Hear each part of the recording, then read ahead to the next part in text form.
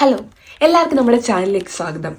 നമ്മുടെ ചാനലിൽ എപ്പോഴും വരുന്നൊരു കമൻറ്റാണ്, ചേച്ചി ഇന്ത്യ ടു ജർമ്മനി ആ ഒരു ജേർണി ഫുൾ ഒന്ന് എക്സ്പ്ലെയിൻ ചെയ്ത് പറയാവുന്നു. അതായത് ലാംഗ്വേജ് പഠിച്ചതും ഏജൻസിനെ കൺസൾട്ട് ചെയ്തതും ഇവിടെ വന്ന ഫസ്റ്റ് എക്സ്പീരിയൻസും ഇങ്ങനെ എല്ലാ കാര്യങ്ങളും കൂടെ ചേർത്ത് ഒരു വീഡിയോ ചെയ്ത് പറയാവുമെന്ന് പലരും ചോദിക്കാറുണ്ട്. പക്ഷേ ഞാനത് ചെയ്യാൻ പഠിച്ചതെന്ന് വെച്ചാൽ 2021 നവംബറിൽ തുടങ്ങിയ ജേണിയാണിത്. 4-5 കൊല്ലത്തെ ജേണി ഇത് ഞാൻ എങ്ങനെ ഒരു വീഡിയോയിൽ പറയും. അങ്ങനെ ഒരുപാട് ചിന്തിച്ച് ഞാൻ ഒരു കൺക്ലൂഷനിൽ എത്തിയത് എന്താണെന്ന് വെച്ചിട്ടുണ്ടെങ്കിൽ നമുക്കത് പാർട്ടായിട്ട് ചെയ്യാവുന്ന കാര്യമല്ലേ ഉള്ളൂ. അപ്പം നമുക്കതിൻ്റെ തുടക്കം തന്നെ ഇന്ന് കുറിക്കാം. അപ്പോൾ അതിനകത്ത് ഇന്ന് നമ്മൾ ഈ വീഡിയോയിൽ സംസാരിക്കാൻ പോകുന്നത്, അതായത് ജർമ്മനിയിലേക്ക് ഞാൻ ഹൗസ് ബിൽഡിംഗ് ചെയ്യാൻ വേണ്ടി വരാമെന്ന് ഉദ്ദേശിച്ചപ്പോൾ നമ്മുടെ ആദ്യത്തെ ഘട്ടം എന്താ, ജർമ്മൻ ലാംഗ്വേജ് B2 സർട്ടിഫിക്കറ്റ്. അപ്പം ഞാൻ B2 ലാംഗ്വേജ് സർട്ടിഫിക്കറ്റ് ഞാൻ എങ്ങനെ പാസ്സായി അവിടം വരെ ആയിരിക്കും ഞാൻ ഇന്ന് ഈ വീഡിയോയിൽ ഉൾപ്പെടുത്താൻ പോകുന്നത്. അപ്പം നമുക്ക് വീഡിയോയിലേക്ക് കിടക്കാം. അപ്പം ഞാൻ +2 കഴിഞ്ഞു. അത് കഴിഞ്ഞ് എന്ത് ചെയ്തു, ഡിഗ്രി പഠിച്ചു. മാത്സ് ആണ് ഞാൻ ഡിഗ്രി എടുത്തത് കോഴ്സ്. അത് സുൽത്താൻ ബത്തേരിയിലെ ഡോൺ ബോസ്കോ കോളേജിലാണ് ഞാൻ ഡിഗ്രി പഠിച്ചത്. 3 കൊല്ലം അവിടെ ഡിഗ്രി പഠിച്ചു. സെക്കൻഡ് ഇയർ ആയപ്പോഴത്തേക്കും കൊറോണ വന്നു. അതിപ്പോൾ എന്താക്കി, എല്ലാം ഓൺലൈനാക്കി ക്ലാസ്. അപ്പോൾ എല്ലാം കൂടെ ഭയങ്കര ആ പഠിക്കുന്ന രീതിയൊക്കെ ഒന്ന് മാറി ഭയങ്കര പ്രശ്നത്തിലൂടെ ആയിരുന്നു പോയിക്കൊണ്ടിരുന്നത്.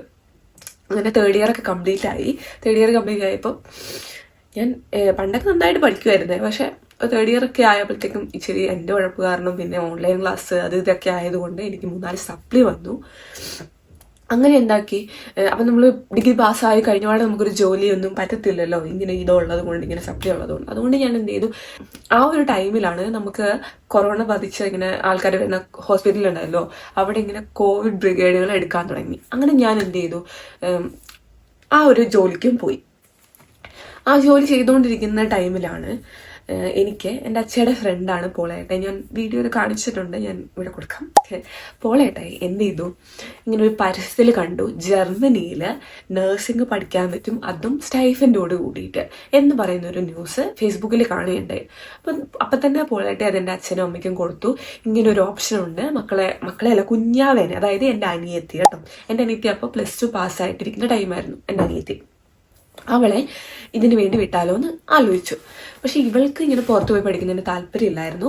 അതുകൊണ്ട് ആ ഒരു പ്ലാൻ അവിടെ ഡ്രോപ്പ് ചെയ്തു. അങ്ങനെയാണ് പോളേട്ട എന്നോട് ചോദിച്ചു, ശ്രീമോളെ നിനക്ക് താല്പര്യമുണ്ടോയെന്ന്. ഞാനാണെങ്കിൽ കുഞ്ഞിലെ തൊട്ട് എനിക്ക് പുറത്തു പോയി പഠിക്കാനൊക്കെ ഭയങ്കര ഇഷ്ടമാണ്. അപ്പം നമ്മുടെ സാമ്പത്തികമൊക്കെ അന്ന് ബ്ലോക്ക് അക്കൗണ്ടൊക്കെ കാണിക്കണമല്ലോ വേറെ കോഴ്സുകൾക്കൊക്കെ. അപ്പം അതിന് നടക്കാത്തതുകൊണ്ട് എന്ത് ചെയ്തു, ഞാനത് അവിടെ ഡ്രോപ്പ് ചെയ്യുമായിരുന്നു. പണ്ടേ പറയുന്ന ഒരു കാര്യം. അപ്പം ഇത് എൻ്റെ ഉള്ളിലേക്ക് എത്തിയപ്പോൾ ഞാൻ എന്ത് ചെയ്തു, ഓക്കെ എനിക്ക് താല്പര്യമുണ്ടെന്ന് പറഞ്ഞിട്ട് ഞാനത് സെലക്ട് ചെയ്തു. ഇങ്ങനെയാണ് എനിക്ക് ജർമ്മൻ ലാംഗ്വേജ് ഞാൻ എങ്ങനെയാണ്, അതായത് ഈ ഒരു ഹൗസ് ബിൽഡിങ്ങിനെ പറ്റി ഞാൻ എങ്ങനെയാണ് പരിചയപ്പെട്ടതെന്ന് പോളേട്ടയാണ് എനിക്കിത് പരിചയപ്പെടുത്തുന്നത്. അങ്ങനെ ഇത് ഞാൻ അറിഞ്ഞപാടെ തന്നെ ഞാൻ ചെയ്തുകൊണ്ടിരുന്ന ജോലി അത് റിസൈൻ ചെയ്തു. അത് കഴിഞ്ഞു 2021 നവംബർ 1-ാം തീയതി ഞാൻ ആദ്യമായിട്ട് ജർമ്മൻ ലാംഗ്വേജ് പഠിക്കാൻ വേണ്ടിയിട്ട് ഇൻസ്റ്റിറ്റ്യൂട്ടിലേക്ക് പോകുന്നു. എനിക്ക് ഈ വീഡിയോയിൽ പറയാനുള്ളത്, എനിക്ക് ത്രൂ ഔട്ട് ഈ 4 വർഷത്തെ ജേർണിയിൽ നല്ല എക്സ്പീരിയൻസ് ഉണ്ടായിട്ടുണ്ട്, മോശം എക്സ്പീരിയൻസ് ഉണ്ടായിട്ടുണ്ട്. പക്ഷെ നല്ല എക്സ്പീരിയൻസ് ഉണ്ടായ സ്ഥലങ്ങൾ ഞാൻ പേരെടുത്ത് കറക്റ്റായിട്ട് ഞാൻ പറയാം. മോശമായിട്ടുള്ള സ്ഥലങ്ങൾ ഒരിക്കലും ഞാൻ ഇങ്ങനെ നമ്മുടെ വീഡിയോയിൽ ഞാനത് മെൻഷൻ ചെയ്യില്ല. കാരണം ആ ഒരു ഇൻസ്റ്റിറ്റ്യൂട്ടിൽ അല്ലെങ്കിൽ ആ ഒരു ഏജൻസിക്ക് മുഖാന്തരം നല്ലത് കിട്ടിയവരുണ്ട്, ചീത്തത് കിട്ടിയവരുണ്ട്. അപ്പം ഞാൻ എൻ്റെ ചീത്ത പറഞ്ഞ് ഫുൾ നെഗറ്റീവ് സ്പ്രെഡ് ആക്കണം എനിക്ക് താല്പര്യമില്ല. അതുകൊണ്ട് ഞാനത് അവരുടെ പേര് മെൻഷൻ ചെയ്യില്ല കേട്ടോ. ഞാൻ കോട്ടയത്ത് ഒരു ഇൻസ്റ്റിറ്റ്യൂട്ടിലേക്ക് പോയി. അവിടെ ചെന്ന് കഴിഞ്ഞപ്പം ആദ്യമൊക്കെ ഓക്കെ ആയിരുന്നു, കുഴപ്പമില്ല. 10,000 രൂപയായിരുന്നു ഞാൻ A1 പേയ്മെന്റ് ചെയ്തത്. 10,000 A1 പേയ്മെന്റും കൊടുത്തു. പിന്നെ 4,600 യൂറോ ഹോസ്റ്റൽ ഫീസും കൊടുത്ത് എന്നെ അവിടെ ചേർത്തു. പക്ഷെ നമുക്ക് അവിടെ ചെന്നപാടെ ഒരു പന്തികേട് ഫീൽ ചെയ്തായിരുന്നു. അത് അപ്പം തുടങ്ങിയ ഒരു ഇൻസ്റ്റിറ്റ്യൂട്ട് പോലെ, ഒരു തട്ടിക്കൂട്ട് പോലെ ഞങ്ങൾക്ക് തോന്നിയായിരുന്നു. പിന്നെ ഞങ്ങൾ അവിടെ നിന്നു, അതായത് എന്നെ അവിടെ നിർത്തിയിട്ട് വീട്ടുകാർ പോയി കേട്ടോ. ഞാൻ അവിടെ പഠിച്ചു, A1 ഞാൻ പഠിച്ചു. നമ്മളിങ്ങനെ ഒരു കാര്യത്തിലേക്ക് ഇറങ്ങി കഴിയുമ്പോഴാണല്ലോ അതിൻ്റെ നല്ലതും ചീത്തതും അവിടെ എങ്ങനെയാണ് അതിൻ്റെ ഗോ ത്രൂ കാര്യങ്ങളൊക്കെ നമ്മൾ മനസ്സിലാക്കുന്നത്. പിന്നെ വേറൊരു കാര്യം, ഞാനിങ്ങനെ ഡിഗ്രി എൻ്റെ കയ്യിൽ നിന്ന് ഇങ്ങനെ തെറിച്ച് പോയൊരു ടൈമാണല്ലോ, അതെൻ്റെ കയ്യിൽ നിന്ന് പോയി. അപ്പം ഇനിയുള്ള ഒരു ചാൻസ് എങ്കിലും അത് കയ്യിൽ നിന്ന് കളയരുത് എന്നുള്ളൊരു വാശി എനിക്കുണ്ടായിരുന്നു. അതുകൊണ്ട് തന്നെ ഞാൻ A1 ക്ലാസ്സുകളൊക്കെ ഓൾറെഡി നേരത്തെ യൂട്യൂബിൽ കണ്ട്, ഇപ്പം നാളെ സാറ് എന്താ എടുക്കാൻ പോകുന്നത് ഞാൻ ഓൾറെഡി ഇന്ന് തലേന്ന് പഠിച്ചിട്ടായിരിക്കും പിറ്റേ ദിവസം ക്ലാസ്സിൽ പോവാം. അങ്ങനെ പോകുന്നത് കൊണ്ട് തന്നെ എനിക്ക് മനസ്സിലായ ഒരു കാര്യം എന്ന് വെച്ചാൽ, നമ്മളെ പഠിപ്പിക്കുന്ന ആൾക്കാരും ഈ ജർമ്മൻ ലാംഗ്വേജ് പഠിച്ചുകൊണ്ടിരിക്കുന്ന ആൾക്കാരായിരുന്നു. അതും കുറച്ച് ബുദ്ധിമുട്ടായിട്ട് എനിക്ക് തോന്നിയത് ജസ്റ്റ് A1 ഏറ്റവും കഴിഞ്ഞവരൊക്കെ ആയിരുന്നു ഞങ്ങൾക്ക് ക്ലാസ് എടുത്തുകൊണ്ടിരുന്നത്. അത് റിയലൈസ് ചെയ്യാൻ വേണ്ടിയിട്ട് കുറച്ച് സമയം എടുത്തു. പക്ഷെ A1 എങ്ങനെയൊക്കെ അവിടെ അങ്ങനെ തട്ടിക്കൂട്ടി നിന്നു കേട്ടോ. അതങ്ങനെ അവിടെ പഠിച്ചു. അത് കഴിഞ്ഞിട്ട് പിന്നെ അടുത്ത ഓപ്ഷൻ, ഞങ്ങൾ ഈ സെലക്ട് ചെയ്ത ഓപ്ഷനുകളെല്ലാം ഞങ്ങളുടെ ഏജന്റ് പറഞ്ഞതനുസരിച്ചിട്ടാണ്. അതായത് ജർമ്മൻ ലാംഗ്വേജ് പഠിച്ച സ്ഥലങ്ങളെല്ലാം എൻ്റെ ജർമ്മനിയിലേക്ക് എന്നെ ഇവിടെ എത്തിക്കാം എന്ന് പറഞ്ഞ ഏജന്റ് പറഞ്ഞ സ്ഥലങ്ങളിലേക്ക് തന്നെയാണ് ഞാൻ പോയത് ജർമ്മൻ ലാംഗ്വേജ് പഠിക്കാനായിട്ട്. അപ്പോൾ ആദ്യം കോട്ടയം, അത് ഫ്ലോപ്പായി. അത് കഴിഞ്ഞ് ഞങ്ങളുടെ ഏജന്റ് പറഞ്ഞു ഇങ്ങനെ കോഴിക്കോട് ഒരു സ്ഥലമുണ്ട്, അവിടെ നിങ്ങൾക്ക് ഗുരുകുലം ആണ് അവിടെ ഉണ്ടായിരുന്നത്, നമ്മൾ അവിടെ തന്നെ നിൽക്കുന്നു, അവിടെ തന്നെ ടീച്ചർ, അവിടെ തന്നെ പഠിക്കാം. അങ്ങനെ ഗുരുകുലം A1 A2 B1 B2 എല്ലാം കൂടി ഒരു പാക്കേജ് ആയിട്ട് 1.5 ലക്ഷം രൂപയാണ് അവർ മൊത്തത്തിൽ പറയുന്നത്. പഠിപ്പിക്കും, എല്ലാം ഓക്കെയാണ് എന്ന് പറഞ്ഞ് ഞങ്ങൾ അവിടെ ചെന്നു. ഞാൻ ഓൾറെഡി A1 പഠിച്ചതാണല്ലോ, അതുകൊണ്ട് തന്നെ ഞാൻ A1 ക്ലാസ്സൊന്നും അധികം അറ്റൻഡ് ചെയ്യാൻ നിന്നിട്ടില്ല. കാരണം ആ സമയത്ത് എൻ്റെ അച്ഛൻ വന്നു ഗൾഫിൽ നിന്ന്. ഞാനൊരു 2 ആഴ്ചയോളം അങ്ങനെ ലീവ് എടുക്കുകയൊക്കെ ചെയ്യും. പക്ഷെ എനിക്ക് A1 ഞാൻ ഓൾറെഡി കംപ്ലീറ്റ് ആയതുകൊണ്ടാണ് ഞാൻ അങ്ങനെ ലീവ് എടുത്തതൊക്കെ. A1 എക്സാം അവിടെ എഴുതി പാസ്സായി. അത് കഴിഞ്ഞ് A2 എടുത്തു. അപ്പൊ ഈ A1 ടൈമിൽ തന്നെ പല പ്രശ്നങ്ങളും, എന്താണോ കോട്ടയത്ത് അനുഭവിച്ചത് അതേ പ്രശ്നം കോഴിക്കോടും ഉണ്ടായിരുന്നു. അപ്പൊ കോഴിക്കോട് പഠിച്ച സമയത്ത് നന്നായി പഠിക്കുന്ന കുറെ കുട്ടികളുണ്ടായതുകൊണ്ട് അവർക്ക് എല്ലാവർക്കും ഈ പ്രശ്നം അനുഭവിച്ചു. എല്ലാവരും കംപ്ലൈന്റ് ചെയ്യാൻ തുടങ്ങി. ടീച്ചേഴ്സ് ഇങ്ങനെ മാറി മാറി വരാൻ തുടങ്ങി. ഒരു ടീച്ചർ വരും, ആ ടീച്ചറിന് കുറെ കംപ്ലൈന്റ്സ് പിള്ളേര് അത് പറഞ്ഞു കൊടുക്കും, മാനേജറിനോട് പറയും, അപ്പോൾ ആ ടീച്ചറിനെ മാറ്റും, അടുത്ത ടീച്ചർ വരും. അങ്ങനെ ആ പ്രൊസീജിയർ പൊക്കോണ്ടിരുന്നു. അങ്ങനെ ആയപ്പോഴത്തേക്കും അവിടുന്ന് കുറെ പേര് ക്യാൻസൽ ചെയ്ത് പോയി. അങ്ങനെ എന്ത് ചെയ്തു, ആ ഗുരുകുലം എന്ന് പറയുന്ന ആ ഒരു സമ്പ്രദായം അത് അവിടെ നിന്നു. ഞങ്ങൾ പിന്നെ ഹോസ്റ്റലിൽ അവിടെ തന്നെ നിന്നു. പക്ഷെ അവരുടെ തന്നെ വേറെ ഇൻസ്റ്റിറ്റ്യൂട്ടിലേക്ക് മാറ്റി അവിടെയായി പഠിപ്പിക്കും. അപ്പോൾ അവിടെ A2 കംപ്ലീറ്റ് ചെയ്തു. A2 അവിടെ നിൽക്കാൻ കാരണം അപ്പോഴത്തേക്കും ഒരു നല്ല സാറ് വന്നു. ആ സാർ അത്യാവശ്യം നന്നായി പഠിപ്പിക്കുന്നുണ്ടായിരുന്നു. അതുകൊണ്ട് എന്ത് ചെയ്തു, അവിടെ സ്റ്റക്ക് ഓൺ ചെയ്ത് തന്നെ നിന്നു. പക്ഷേ നിർഭാഗ്യവശാൽ ആ സാർ അവിടുന്ന് പോയി. അപ്പോൾ B1 അവിടെ കണ്ടിന്യൂ ചെയ്യണമെന്ന് ഒരു രീതിയിലൊരു താല്പര്യം ഇല്ലായിരുന്നു. അപ്പൊ പിന്നെ ആ ഏജന്റിനോട് ചോദിച്ചപ്പോൾ ഏജന്റ് പറയുന്ന സ്ഥലങ്ങൾ ഇതിലേക്കാട്ടിലും മോശമായ സ്ഥലങ്ങളായതുകൊണ്ട് അങ്ങനെ ഞങ്ങൾ കുറെ അന്വേഷിച്ചിട്ട് കണ്ടുപിടിച്ച ഒരു സ്ഥലം ഉണ്ടായിരുന്നു. അതായത് എറണാകുളത്ത് കോതമംഗലത്തെ പീറ്റർ സാറിന്റെ ഇൻസ്റ്റിറ്റ്യൂട്ട് ഉണ്ട്. ഹെൽവേഷ്യ എന്നാണ് ഇൻസ്റ്റിറ്റ്യൂട്ടിന്റെ പേര്. സാറും വൈഫും നേരത്തെ ജർമ്മനിയിൽ വർക്ക് ചെയ്ത്, അവിടെ ജർമ്മനിയിൽ നഴ്സായിരുന്നു, അവിടെ വർക്ക് ചെയ്ത്. അപ്പൊ നന്നായിട്ട് ജർമ്മൻ അറിയാം. 10-15-20 കൊല്ലം കണ്ട് ഇവിടെ ജർമ്മനിയിൽ നിന്നിട്ടുണ്ട്. എന്നിട്ട് നാട്ടിൽ ഇൻസ്റ്റിറ്റ്യൂട്ട് നടത്തി അവരങ്ങനെയാണ് ഇപ്പൊ കഴിഞ്ഞു പോകുന്നത്. അപ്പം നമുക്ക് മനസ്സിലാകും, അവരുടെ ക്ലാസ് കേൾക്കുമ്പോഴേ അറിയാം, അവർക്ക് ഓൾറെഡി നന്നായിട്ട് അറിയാം. അവർക്ക് നമ്മൾ മലയാളം സംസാരിക്കുന്ന പോലെ അവർ ജർമ്മൻ സംസാരിക്കും.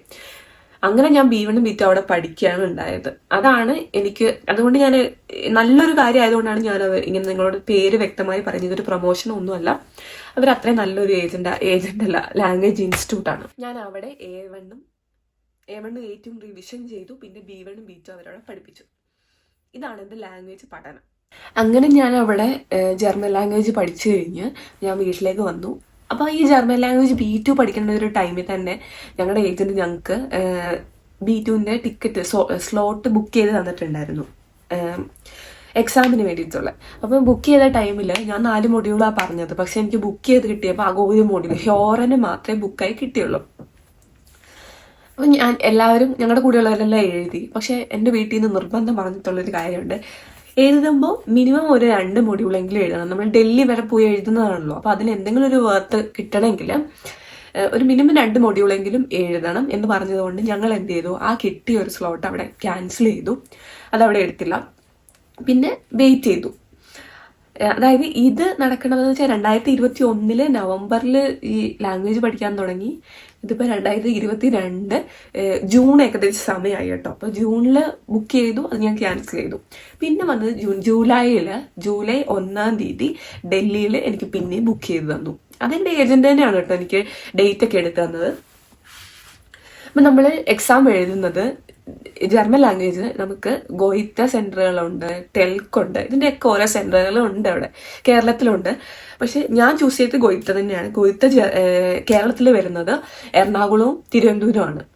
അവിടെ ഡേറ്റ് കിട്ടണമെങ്കിൽ നമ്മൾ ഇങ്ങനെ തപസ്സിരിക്കണം. അങ്ങനെ എന്നാലും നമുക്ക് ഡേറ്റ് കിട്ടാൻ ഭയങ്കര പാടാം. പിന്നെ എളുപ്പത്തിൽ കിട്ടുന്ന ആ ഒരു ടൈമിൽ ഡൽഹിയിൽ അവർ ഒരു മാസം തന്നെ അവർ 5-6, ഒരു മാസം 5-6 അല്ല, ഒരു വീക്കിൽ തന്നെ 6-7 എല്ലാ ദിവസമൊക്കെ എക്സാം അവർ പ്രൊവൈഡ് ചെയ്യുന്നുണ്ടായിരുന്നു ആ ഒരു ടൈമിൽ. അതുകൊണ്ട് തന്നെ ഡൽഹി ആയിരുന്നു കുറച്ചും കൂടെ കൺവീനിയൻറ്റ് എക്സാം ബുക്ക് ചെയ്യാൻ വേണ്ടി. അതുകൊണ്ട് ഞാൻ ഡൽഹി തന്നെ മതി ഏജൻറ്റിനോട് പറഞ്ഞു അങ്ങനെ ഡൽഹി ബുക്ക് ചെയ്തപ്പം എനിക്ക് ലേസൺ, ഹ്യോറനും ഷ്രൈബനും മാത്രമാണ് എനിക്ക് ബുക്കായി കിട്ടിയത്. സ്പീക്കിംഗ് മാത്രം എനിക്ക് ആ ടൈമിൽ കിട്ടിയിട്ടുണ്ടായിരുന്നില്ല. പക്ഷേ കുഴപ്പമില്ല, 3 മൊഡ്യൂളുണ്ടല്ലോ. ഞാൻ എന്നിട്ട് അത് പോയി എക്സാം എഴുതി. ജൂലൈ 1 എഴുതി.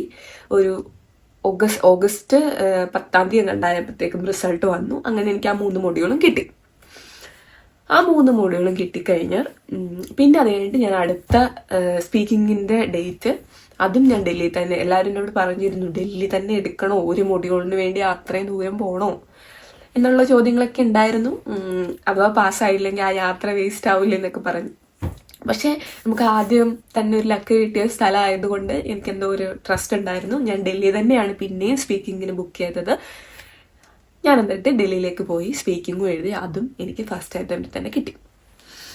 അപ്പം ഫസ്റ്റ് അറ്റംപ്റ്റിന് കിട്ടിയെന്ന് പറയുമ്പോൾ എനിക്ക് എടുത്ത് പറയാനുള്ള, എനിക്ക് സ്പീക്കിങ്ങിന് അത്രയും മാർക്ക് വലുതാണ്. നമുക്ക് 100ൽ 60 മാർക്ക് ഉണ്ടെങ്കിലാണ് നമ്മൾ പാസ്സാവുക. എനിക്ക് 65 എങ്ങാണ്ടായിരുന്നു എൻ്റെ സ്പീക്കിങ്ങിൻ്റെ മാർക്ക്. ജസ്റ്റ് പാസ്സാണ്, പക്ഷെ നമുക്ക് പാസ്സായല്ലോ, തന്നെ വലിയ കാര്യം. അപ്പം ഇങ്ങനെയാണ് ഞാൻ ജർമ്മൻ ലാംഗ്വേജ് സർട്ടിഫിക്കറ്റ് വരെ കിട്ടി. ഇവിടം വരെയാണ് എൻ്റെ നമുക്ക് മെയിൻ ആയിട്ടുള്ളൊരു കാര്യമാണല്ലോ ഇത്, അതവിടെ നേടി. ഇപ്പം ഞാനിത് പറഞ്ഞപ്പോൾ സിമ്പിളായിട്ട് കഴിഞ്ഞു, പക്ഷെ സിമ്പിളായിരുന്നില്ല. ഒരുപാട് സ്ട്രഗിൾസ് ഉണ്ട്. കാരണം നമ്മൾ ഇത്രയും നാളും പഠിച്ച ഒരു കാര്യം എന്ന് വെച്ചാൽ പഠിച്ചു വെച്ചിട്ടുള്ളത് ഇംഗ്ലീഷാണ്. പിന്നെ എനിക്കത്ര വലിയ വിഷമമില്ല, കാരണം എനിക്ക് ഇംഗ്ലീഷ് അത്ര നന്നായിട്ട് പറയണമെന്നും അറിയത്തില്ല. അപ്പം എനിക്ക് അത്ര ബുദ്ധിമുട്ടുണ്ടായിരുന്നില്ല. പക്ഷെ ഇംഗ്ലീഷൊക്കെ നന്നായിട്ട് അറിയുന്നവർക്ക് ഇച്ചിരി ബുദ്ധിമുട്ടായിരുന്നു, കാരണം പഠിച്ചു വെച്ചത് അത്ര ഡിഫറെൻ്റ് ആയിട്ടുള്ള കാര്യമല്ലേ ഇപ്പം നിൽക്കണം. ഞാൻ ചുമ്മാ പറഞ്ഞതാണ്, എല്ലാവർക്കും ഡിഫറെൻ്റ് ആണ്. അറിയുമെങ്കിലും ഇംഗ്ലീഷ് അറിയുമെങ്കിലും ഇല്ലെങ്കിലും ഒക്കെ ബുദ്ധിമുട്ടാണ് ജർമ്മൻ പഠിക്കാൻ വേണ്ടിയിട്ട്. പക്ഷേ നമുക്ക് അവസാനത്തെ കച്ചിത്തുരുമാണ്, നമുക്കിത് പിടിച്ച് കയറിയേ പറ്റുള്ളൂ. അതുകൊണ്ട് ഭയങ്കര ഒത്തിരി ഞാൻ ട്രൈ ചെയ്യാൻ മനസ്സറിഞ്ഞ്, ഏറ്റവും ലാസ്റ്റ് ഞാൻ മനസ്സറിഞ്ഞ് പഠിച്ചത് പണ്ട് ഞാൻ നവോദയയിലാണ് 10 വരെ പഠിച്ചത്. അപ്പം നവോദയക്ക് നമുക്ക് എക്സാം ഉണ്ട് 5ാം ക്ലാസ്സിൽ പഠിക്കുമ്പോൾ. ഞാൻ അത് നന്നായി കുത്തിയിരുന്ന് പഠിക്കുമായിരുന്നു. അങ്ങനെ പഠിച്ച് എക്സാം എഴുതിയിട്ടാണ് എനിക്ക് നവോദയയിൽ കിട്ടിയത്. അങ്ങനെ ആഗ്രഹിച്ചു, കാരണം ഞാൻ പഠിച്ചുകൊണ്ടിരുന്നത് മലയാളം മീഡിയത്തിലായിരുന്നു ഞാൻ പഠിച്ചത്. അപ്പോൾ എനിക്കിങ്ങനെ ഇംഗ്ലീഷ് മീഡിയത്തിൽ പഠിക്കുന്നത് ഭയങ്കര ആഗ്രഹമായിരുന്നു എന്ന് വെച്ചാൽ സ്വപ്നമായിരുന്നു. കാരണം എൻ്റെ വീടിനപ്പുറമുള്ള കൊച്ചൊക്കെ ഇംഗ്ലീഷ് മീഡിയത്തിലാണ്. അപ്പോൾ എനിക്ക് ആ ഒരു സമയത്തൊന്നും നമ്മളെ വീട്ടിലൊന്നും അത്ര സാമ്പത്തികം, പട്ടിണിയാണെന്നല്ല പറയണത്, ഇങ്ങനെ ഇംഗ്ലീഷ് മീഡിയത്തിലൊന്നും വിട്ട് പഠിപ്പിക്കാനുള്ള ആ ഒരു ടൈമിലില്ല. കാരണം അച്ഛനമ്മയൊന്നും അപ്പോൾ ഗൾഫിലൊന്നും അല്ല. അതുകൊണ്ട് തന്നെ എൻ്റെ കയ്യിലൊരു കച്ചിത്തുരുമ്പായിരുന്നു നവോദയയിൽ കിട്ടുകയാണെന്നുള്ളത്. അതുകൊണ്ട് ഞാനത് നന്നായി പഠിച്ചു. അതേപോലെ തന്നെ ഞാൻ അത് കഴിഞ്ഞ് മനസ്സറിഞ്ഞ് ആത്മാർത്ഥമായി ആഗ്രഹിച്ച് നേടിയ ഒരു കാര്യമായിരുന്നു ഈ ജർമ്മൻ ലാംഗ്വേജ്. അതുകൊണ്ട് ഞാൻ നന്നായി പഠിച്ചു. പിന്നെ എന്താ പറയുക, സ്പീക്കിങ്ങും കാര്യങ്ങളൊക്കെ ഒരുപാട് ഞാൻ ഇങ്ങനെ വീഡിയോസ് കാണുമായിരുന്നു. പിന്നെ നമ്മളിങ്ങനെ ഗൂഗിൾ ട്രാൻസ്ലേറ്റർ ഉണ്ടല്ലോ, ആ ഗൂഗിൾ ട്രാൻസ്ലേറ്ററിനോട് തന്നെ ഇങ്ങനെ ഓരോന്ന് പറയുമ്പോൾ ഗൂഗിൾ ട്രാൻസ്ലേറ്റർ എത്തിത്തരും. പിന്നെ ചാറ്റ് GPT, ഗൂഗിളിൻ്റെ അതൊക്കെ ഞാൻ യൂസ് ചെയ്യുമായിരുന്നു. അതിനകത്ത് കയറി ഞാൻ സംസാരിക്കുമായിരുന്നു. അങ്ങനെയൊക്കെയാണ് ഞാൻ ലാംഗ്വേജ് ഒന്ന് പഠിച്ചെടുത്തത്. ഒരുപാട് ഉറക്കളച്ച് ഞാൻ പഠിച്ചിട്ടുണ്ട്. അങ്ങനെ കിട്ടിയതാണ് ജർമ്മൻ ലാംഗ്വേജ്. എല്ലാവരും പറയും എന്താ പറയുക, ഭയങ്കര വിഷമമാണ് ആവിയേലാന്ന്. ഈ ആവിയേലാന്ന് പറയുന്നവരൊക്കെ ഒരു 10 ദിവസം പോലും മര്യാദയ്ക്ക് ട്രൈ ചെയ്യാത്തവരായിരിക്കും എന്ന് ഞാൻ പറയുള്ളൂ. കാരണം ശ്രമിച്ചാൽ പറ്റാത്തതായിട്ട് ഒന്നുമില്ല. ഈ ജർമ്മൻ ലാംഗ്വേജിൻ്റെ കേസിൽ പറയുന്നതാണ് കേട്ടോ. മര്യാദയ്ക്കൊന്ന് നന്നായി മനസ്സറിഞ്ഞ് നമ്മൾ ശ്രമിക്കുവാണെങ്കിൽ ജർമ്മൻ ലാംഗ്വേജ് എല്ലാവർക്കും പാസ്സാവുന്ന കാര്യമേ ഉള്ളൂ. അപ്പോൾ ഇങ്ങനെയാണ് ഞാൻ ജർമ്മൻ ലാംഗ്വേജ് പാസ്സായത്. ഇത് ഇത്രയും വരെ നിങ്ങൾക്ക് ക്ലിയർ ആണെന്ന് തോന്നി. അതായത് ഞാൻ 2022 സെപ്റ്റംബർ ഒക്കെ ആയപ്പോഴത്തേക്കും, അതായത് കറക്റ്റ് 10 മാസം അങ്ങാണ്ട് എടുത്തു. 1 ഇയർ തികച്ചെടുത്തില്ല. അപ്പോഴത്തേക്കും എനിക്ക് B2 സർട്ടിഫിക്കറ്റ് എൻ്റെ കയ്യിൽ കിട്ടി. ഇനിയാണ് നിങ്ങൾ അറിയാൻ നിങ്ങൾക്ക് ഏറ്റവും കൂടുതൽ താല്പര്യമുള്ളൊരു കാര്യം, പ്രോസസ്സിങ് എന്തായിരുന്നു അല്ലേ. അതെനിക്ക് ഈ വീഡിയോയിൽ പറയാൻ പറ്റില്ല, കാരണം ഓൾറെഡി ഇപ്പോൾ ഈ വീഡിയോ അത്യാവശ്യം ലെങ്ത് ആയിട്ടുണ്ടാകും. എനിക്ക് ഒത്തിരി വലിച്ച് സീരിയൽ പോലെ വീഡിയോ ചെയ്യുന്ന ഒട്ടും ഇഷ്ടമല്ല. അപ്പം ഞാൻ അതിൻ്റെ സെക്കൻഡ് പാർട്ട് അടുത്തായിട്ട് തന്നെ ചെയ്യാം. അപ്പോൾ അതിനകത്ത് ഞാൻ ജർമ്മൻ ലാംഗ്വേജ് പഠിച്ചതിന് ശേഷം ഈ സർട്ടിഫിക്കറ്റ് വെച്ചിട്ട് എൻ്റെ പ്രോസസ്സിങ്, എൻ്റെ ഏജൻസി എനിക്ക് തന്ന നല്ല നല്ല മെമ്മറീസ്, അങ്ങനെയുള്ള കാര്യങ്ങളെല്ലാം ഞാൻ നിങ്ങളുമായിട്ട് ഷെയർ ചെയ്യുന്നതായിരിക്കും. അപ്പോൾ നമുക്ക് അടുത്ത വീഡിയോയ്ക്ക് വേണ്ടി വെയിറ്റ് ചെയ്യാം. നമുക്കല്ല, നിങ്ങൾ വെയിറ്റ് ചെയ്യുക. ഞാൻ എന്തായാലും അത് അടുത്തായിട്ട് തന്നെ പോസ്റ്റ് ചെയ്യും. ഇതുവരെ നിങ്ങൾക്ക് ഈ ചാനൽ കണ്ട് ഇഷ്ടമാവുകയാണെങ്കിൽ നിങ്ങൾ ചാനലൊന്ന് സബ്സ്ക്രൈബ് ചെയ്ത് നമ്മുടെ ഫാമിലിയിൽ കൂടെ കൂടുക. പിന്നെ നിങ്ങൾക്ക് ജർമ്മനിയിൽ ആരെങ്കിലുമൊക്കെ ഉണ്ടെങ്കിൽ ഈ വീഡിയോ ഷെയർ ചെയ്ത് കൊടുക്കുക. ജർമ്മൻ പഠിക്കാൻ ആഗ്രഹിക്കുന്നവരുണ്ടെങ്കിൽ ഈ വീഡിയോ ഷെയർ ചെയ്ത് കൊടുക്കുക. ഒന്നും എന്താ പറയുക, ആർക്കും പറ്റാത്തതായിട്ടുള്ള ഒരു കാര്യമില്ല, നമ്മൾ ശ്രമിക്കാത്തതിൻ്റെ പ്രശ്നമാണ്, അത്രേ ഉള്ളൂ. എന്നെക്കൊണ്ട് പറ്റി ഈ സപ്ലൈ ഒക്കെ മേടിച്ച് നടന്ന എന്നെക്കൊണ്ട് പറ്റിയെങ്കിൽ നിങ്ങൾക്കും പറ്റും. അപ്പോൾ നമുക്ക് പ്രോസസ്സിങ്ങിൻ്റെ കാര്യമൊക്കെ അടുത്ത വീഡിയോയിൽ കാണാം. അപ്പോൾ ശരി, ടാറ്റാ. ഹലോ, വീഡിയോ എഡിറ്റ് ചെയ്ത് കഴിഞ്ഞപ്പോഴാണ് എനിക്കൊരു കാര്യം മനസ്സിലായത്. ഞാൻ ഇമ്പോർട്ടൻ്റ് ആയിട്ടുള്ള ഒരു കാര്യം അതിനകത്ത് ഇൻക്ലൂഡ് ചെയ്തിട്ടില്ല. അതായത് എനിക്ക് എപ്പോഴും വരുന്നൊരു ക്വസ്റ്റ്യനാണ്, ചേച്ചി ഏറ്റവും നല്ല ജർമ്മൻ ലാംഗ്വേജ് ഇൻസ്റ്റിറ്റ്യൂട്ട് ഏതാണെന്ന്. എനിക്ക് പറയാനാണെങ്കിൽ ഒറ്റൊരു കാര്യമുള്ളൂ, ഗോയിറ്റയിൽ തന്നെ നിങ്ങൾ പോയി പഠിക്കുക. എറണാകുളത്തും ട്രിവാൻഡ്രത്തും ഉണ്ട്, കേരളത്തിന് പുറത്താണെങ്കിൽ ഇഷ്ടംമാതിരി ഓപ്ഷൻസ് ഉണ്ട്. ഗോയിറ്റയിൽ തന്നെ പഠിച്ചത് കൊണ്ട് ഒരുപാട് ഗുണങ്ങളുണ്ട്. നിങ്ങൾക്ക് അവിടെ പഠിക്കുന്നതായിരിക്കും ഏറ്റവും നല്ലത്. അപ്പോൾ ചോദിക്കുക, എന്താ നീ ഗോയിറ്റയിലല്ലോ പഠിച്ചതെന്ന്. നമ്മളൊരു കാര്യത്തിന് ഇറങ്ങി കഴിയുമ്പോഴല്ലേ ഇതിൻ്റെ നല്ലത് ഏതാ ചീത്ത ഏതാണെന്നൊക്കെ ഏറ്റവും കൂടുതൽ മനസ്സിലാവുക. അതേ മണ്ടത്തരം തന്നെ എനിക്കും പറ്റിയത്. ഞാനിത് A1 A2 കഴിയുമ്പോഴാണ് റിയലൈസ് ചെയ്യുന്നത് ഗോയിറ്റയിൽ തന്നെ പഠിച്ചാൽ മതിയായിരുന്നു എന്ന്.